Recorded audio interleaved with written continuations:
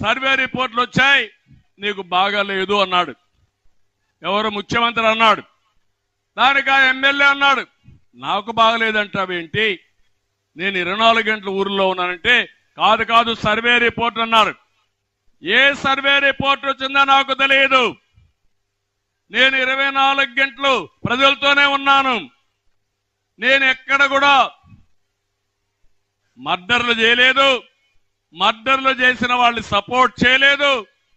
నీ ఇష్టం వచ్చింది చేసుకోమంటే ముఖ్యమంత్రి కోప్పడితే ఒకే మాట చెప్పాడు, హోల్సేల్ గా రాష్ట్రంలో అవినీతి జరుగుతా ఉందని దేశం అంతా చెప్పుకుంటా ఉంది, నువ్వు నా మీద మాట్లాడతావని చెప్పి బయట వచ్చాడు.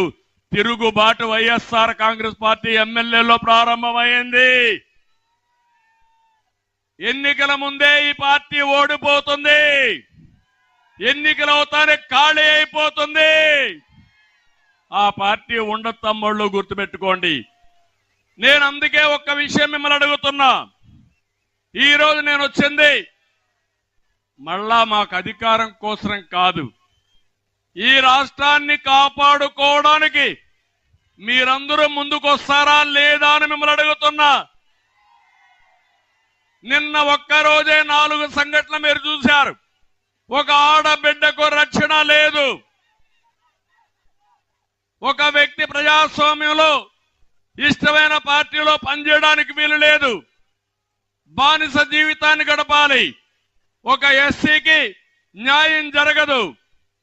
ఇంకొక పక్క ఒక అమ్మాయికి అరాచకంగా నడి రోడ్లో కోరిక తీర్చలేదని ఇష్టానుసారంగా చేసి అడిగే నాదుడు లేడు. రేపు ఇవన్నీ చూస్తే ఈ రాష్ట్రం ఏమవుతుందనేది నా ఆవేదన, బాధ. అందుకే చెప్తున్నా, ఈ రాష్ట్రాన్ని కాపాడుకోవడానికి మన పిల్లల భవిష్యత్తు కోసం నేను వచ్చా, ఆశీర్వదిస్తామని